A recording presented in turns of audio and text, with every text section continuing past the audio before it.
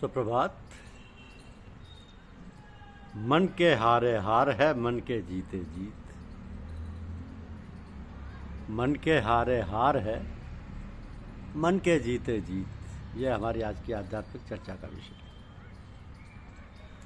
ये शास्त्रों में कहा गया कि मन एवं मनुष्याणाम कारणम बंध मोक्षयो।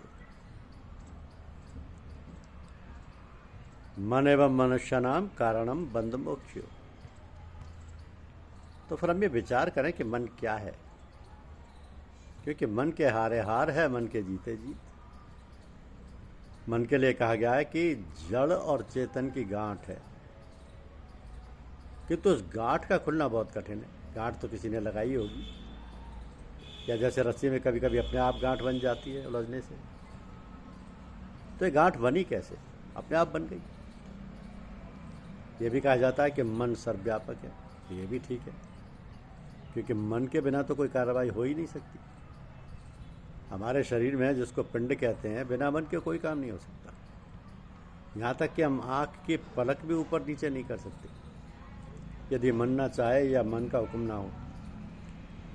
इसी प्रकार ब्रह्मांडी मन के बिना कुछ काम नहीं हो सकता। अब ब्रह्मांडी मन ही को तो ब्रह्मा कहते हैं। ब्रह्मा का काम ही उत्पत्ति करना। बिना उत्पत्ति के तो संसार का सृजन और सृजन ना हो तो कोई कारोबार ही संसार का नहीं चल सकता। तो ब्रह्मा, विष्णु, महेश, ये तीनों शक्तियां ही परमात्मा की प्रधान है।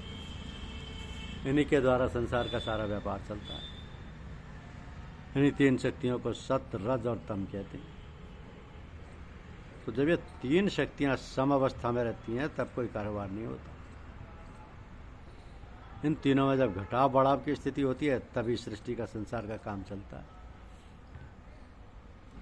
तो सत ऊपर है और तम नीचे। सत प्रकाश है और तम अंधकार है, और रज दोनों के बीच की हालत है। तो जो दोनों से संबंध रखती है, सत पॉजिटिव है, तम नेगेटिव है। और पॉजिटिव और नेगेटिव जब मिलते हैं तब ये हरकत होती है, कारोबार होने लगता है।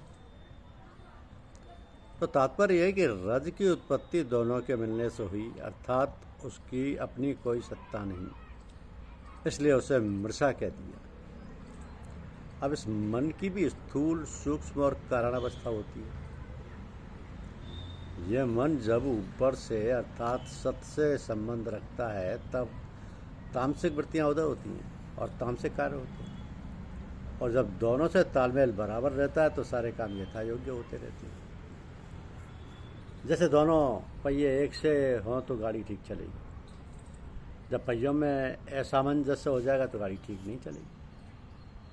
इसलिए गीता में कहा गया है कि हमारा युक्ताहार विहार ठीक होना चाहिए, अर्थात आहार और विहार ठीक और युक्त होना चाहिए।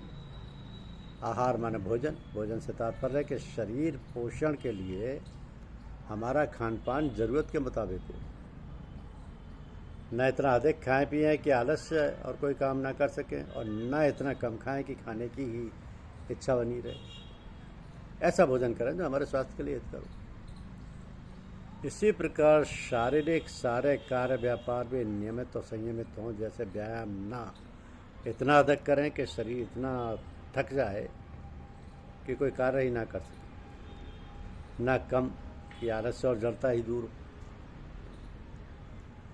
तो इसी प्रकार सारे काम, कहने का तात्पर्य ये हुआ कि हमें अपने मन को ही ठीक रखना है, ट्रेंड रखना है। इस मन को ही ट्रेन करने के लिए योग दर्शन की रचना की गई, और जिसका पहला ही सूत्र है योगश्चित्त वृत्ति निरोध है।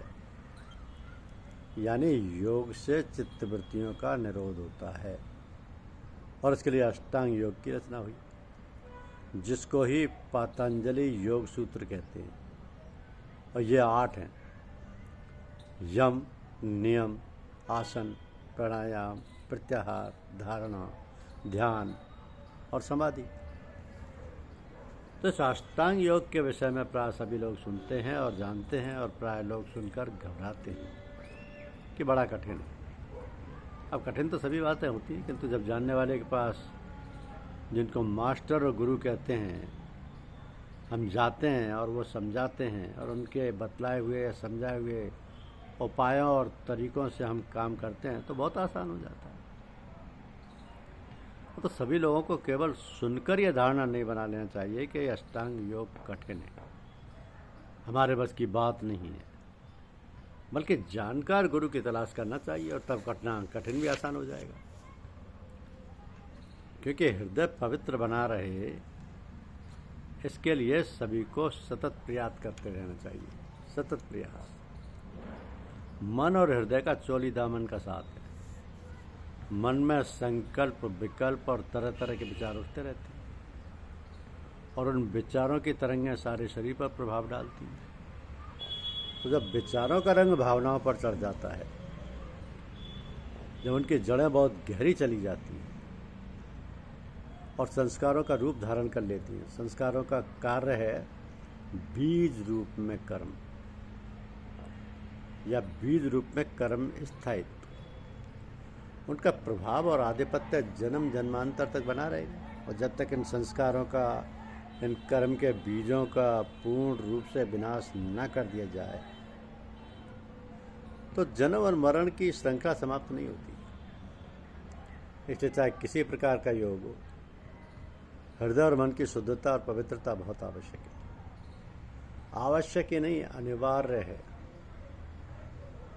इसके लिए हर पंथ, संप्रदाय, धर्म और मजहब में किसी न किसी प्रकार के साधन अपनाए जाते हैं। बिना इनके काम नहीं चलता,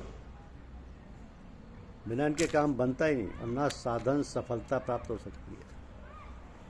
लेकिन इसकी जो प्राथमिक बातें हैं, जो आधारभूत सिद्धांत, नियम और उपाय हैं, उन पर विशेष रूप से ध्यान देना चाहिए और अमल करना चाहिए।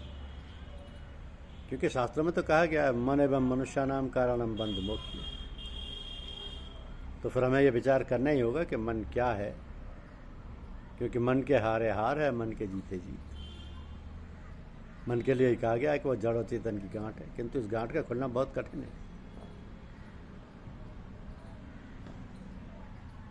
तो ये भी कहा जाता है कि मन सर्वव्यापक है। ये भी ठीक है, क्योंकि मन के बिना तो कोई कार्रवाई हो ही नहीं सकती। हमारे शरीर में जिसको पिंड कहते हैं, बिना मन के कोई काम नहीं हो सकता। यहाँ तक कि हम आँख के पलक भी ऊपर नीचे नहीं कर सकते।